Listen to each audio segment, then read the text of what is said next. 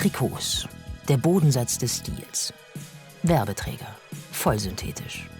Eigentlich sollten wir dafür bezahlt werden, dass wir diese Lappen tragen, oder? Dieses Shirt des FC Venezia hat eine stilistische Revolution eingeläutet. Trikots sind jetzt Fashion. Und er ist schuld daran.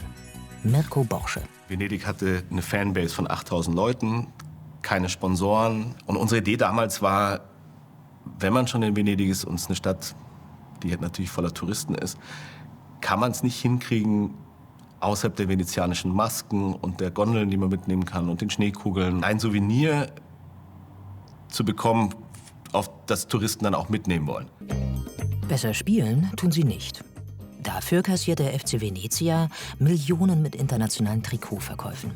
Und plötzlich steht halb Europa Schlange. Auch der FC Bayern will Borsches Italo-Schick für sein Champions-League-Trikot. Und selbst den Verein 1860 macht er Instagrammable.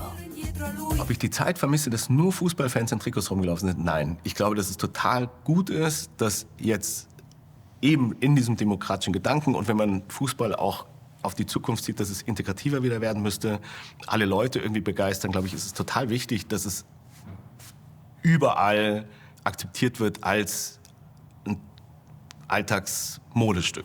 Der Malocher-Sport Fußball? Jetzt in hübsch? Reality-Check beim Berliner SV Treptow. Ästhetisch bodenständig. So wie er. Philipp Köster, Fußballfach-Nostalgiker.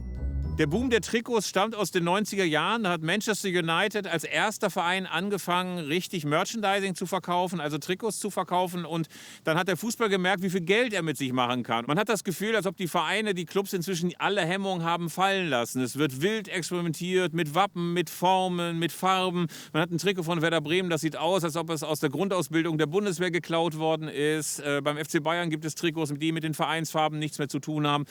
Einfach nur aus dem Grund, dass sie anders wirken sollen, dass sie möglichst fashionable, also sehr modisch wirken sollen. Die Welt vor der Modekonsumspirale. Bis in die 90er gehören Trikots nur ins Stadion. Höchstens noch in die Stammkneipe. Die Werbepartner? Schlachter, Brauer, Brennereien. Ideal für die Fanwampe. Und nichts für Modelkörper. Die Logos und Wappen kommen auch nicht von Designern, sondern von Bekannten, die ein bisschen malen können. Oder gleich direkt vom Sponsor. Wie hier beim inoffiziell hässlichsten Trikot der Bundesliga-Geschichte. Oh, wow. Bochum, also absolut ikonisch. Ja. Die Regenbogen. Der VfL Bochum hatte ja oft große Schwierigkeiten, Werbepartner zu finden. Das war jetzt einer, der Systemwetten im Lotto angeboten hat, nämlich eine Firma namens Faber. Und der hat so viel Geld gegeben, dass man sich beim VfL Bochum sagte, hoffentlich bleibt er mal bei der Stange. Und wir geben ihm dann sogar die Hälfte unseres Trikots, damit er das dann für sich designen kann. Als sie das damals trugen, dachten alle nur, wie grauenhaft hässlich ist das. Ich würde es sofort anziehen. Es ist ja wie mit Architektur. Bis vor 20 Jahren hat man noch über Brutalismus sich aufgeregt. Und heute würde jeder gern ein Stahlbetongebäude besitzen. Da ist es ähnlich. Das Trikot ist ein Paradox. Kapitalistischer Goldesel und zugleich Fetisch aller Fußballromantiker. Ganz früher übrigens unterschied man Mannschaften nur an ihren Mützen und Socken. Für Fans deutlich günstiger. Aber zur Identifikation zu wenig. Das Trikot ist ein Lebensgefühl. Das kann mondän sein oder das Gegenteil.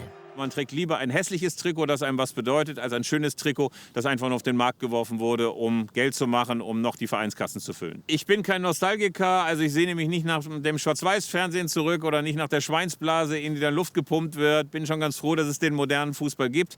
Klar ist aber auch, dass es Grenzen gibt, wie sehr die Vereine uns Fans ausplündern. Das ist natürlich wie bei jedem Markt, wird dann künstlich so weit gesättigt, bis er wahrscheinlich explodiert. Und wahrscheinlich in den nächsten Jahren wird es wieder zurück zu den Fans gehen. Gut also, wenn Trikots nicht nur hässlich sind. Für Fans wie Köster aber am Ende auch nicht spielentscheidend. Seine Trikots sind der Spiegel des Fußballs selbst. Liebe, Hoffnung und Verrat.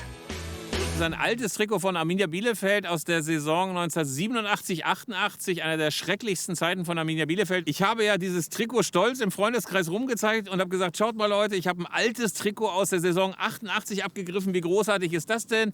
Und ich habe dafür 450 € gezahlt. Und ein Kollege, der auch Trikots sammelt und der vor allen Dingen Arminia Bielefeld Trikots sammelt, wies mich dann darauf hin, dass die Werbeschrift nicht original ist und dass auch das Wappen nicht original ist und dass es deswegen kein Original-Trikot sein kann. Ich erzähle hier zum ersten Mal, dass dieses Trikot gefälscht ist, aber ich sag mal so, meine Gefühle sind echt.